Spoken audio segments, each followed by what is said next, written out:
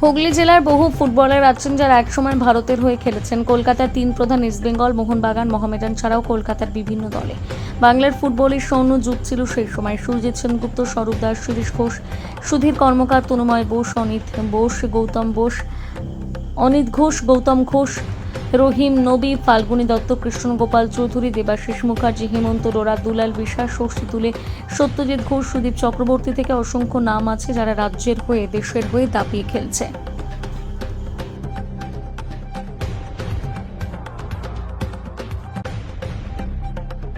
নিবেদনটা হচ্ছে প্রতি বছরের মতো এবারও 23শে আগস্ট আমরা 15ই আগস্ট এই দিনটি পালন করি।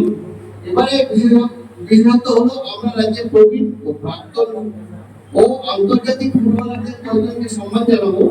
আমরা আশা করি এই প্রাক্তনদের দেখে বর্তমান প্রজন্মের ছোটরা অনুপ্রাণিত হয়ে মানে নামবে। এই খেলায় রাজ্যের বহু ক্রীড়া জগতের মানুষ ও বিশিষ্ট ব্যক্তিরা উপস্থিত থাকবেন। খেলাটি শুরু হবে খ্রিস্টান মাঠে বিকেল 4টের সময়। আমরা রাজ্যের বিখ্যাত খেলোয়াড় ও বিশিষ্ট ব্যক্তিদের সম্মাননা জানাবো। সকলের প্রবেশ অবাধ। আমরা সকল সম্মানিত সংবাদ মাধ্যম যখন খেলেছি আর কি, যখন আমাদের টাইমে ছিলাম তখন তো আমরা খেলেছি, আমাদের নিজস্ব জগৎ ছিল। এইবার খেলা ছাড়ার পরে প্রত্যেকে নিজের জায়গায় থাকে। আর হুগলি জেলায় স্পোর্টসের একটা আলাদা ঐতিহ্য আছে, শুধু ফুটবল নয়, ফুটবল, ক্রিকেট, হকি, মানে প্রত্যেকটা ইভেন্টেই আমাদের এখান থেকে অনেক ন্যাশনাল প্লেয়ার আছে। তো এখনো ফুটবল আর হকিটা এই চুচো মাঠে হয়, এই ফুটবল আর ক্রিকেটটা, হকিটা 1946 সালে স্থাপিত থেকে হয়তো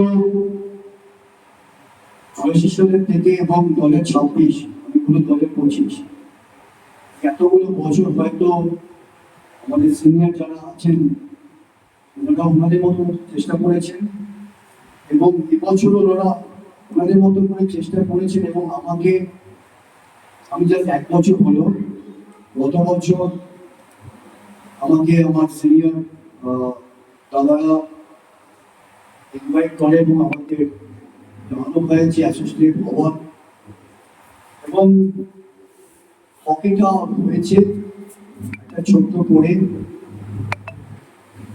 ফুটবলটার ব্যাপারে যখন আমার সঙ্গে কথা বলে তখন আমি যেরকম ঘনিষ্ঠ এই ভেটারেন্স অ্যাসোসিয়েশনের মেম্বার, আমি আমার ইচ্ছে বা আমার স্বপ্ন বা আমার লক্ষ্য, এই ফিলিংসটা বা চিন্তা ভাবনাটা শেয়ার করি এবং সঙ্গে সঙ্গে আমার সিনিয়র কাকারা বা দাদারা ব্যাপারটাতে এগিয়ে আসে এবং আমি আমার চিন্তা ভাবনাকে এটাই করি যে 1984 সাল থেকে যখন হয়,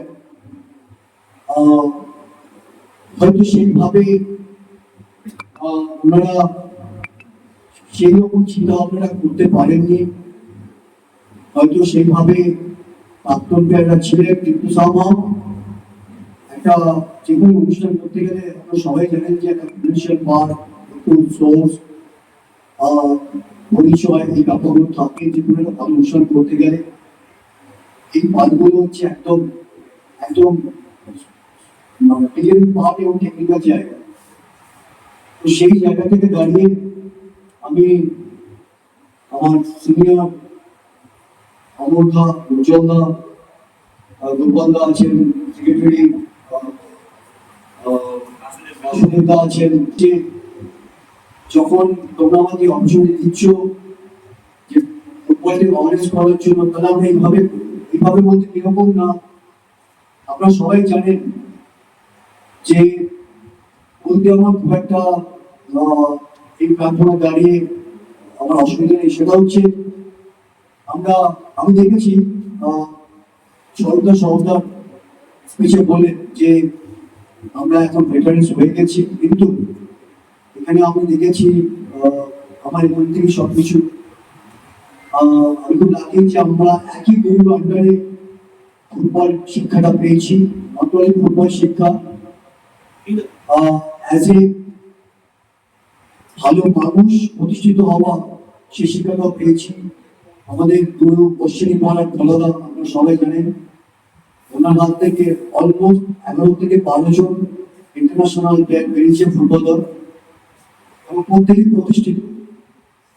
তো সেই জায়গায় দাঁড়িয়ে আমি যখন আমার চিন্তা ভাবনা আমার সিনিয়রদের কাছে রাখলাম যে যদি আমরা এই নতুন প্রজন্ম এখন তো হয়ে গেছে, আমরা সবাই জানেন জেনসি ককরোচ, এই প্রজন্ম জানে না, খুব কম জানে যে কে শরৎ দাস, কে তরুণা ঘোষ, কে দেবাশী মুখার্জি, কে শিশির ঘোষ, কে সুধীর কর্মকার,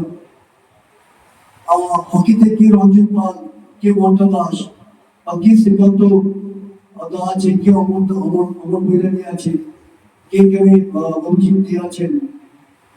তো এই পরিচিতিগুলো দেওয়ার জন্য আমি চিন্তা ভাবনাটা শেয়ার করি যে থ্রু ফুটবল মাধ্যম যদি সবাইকে একটা জায়গায় নিয়ে আসা যায় এবং কিছুটা হলেও এই প্রজন্মের সঙ্গে যে একটা পরিচয় করানো, যে এনারা যে এই যে নটলি 1984 থেকে 70s, 60s এবং 90s এই যে লেগেসি সদুকা বললেন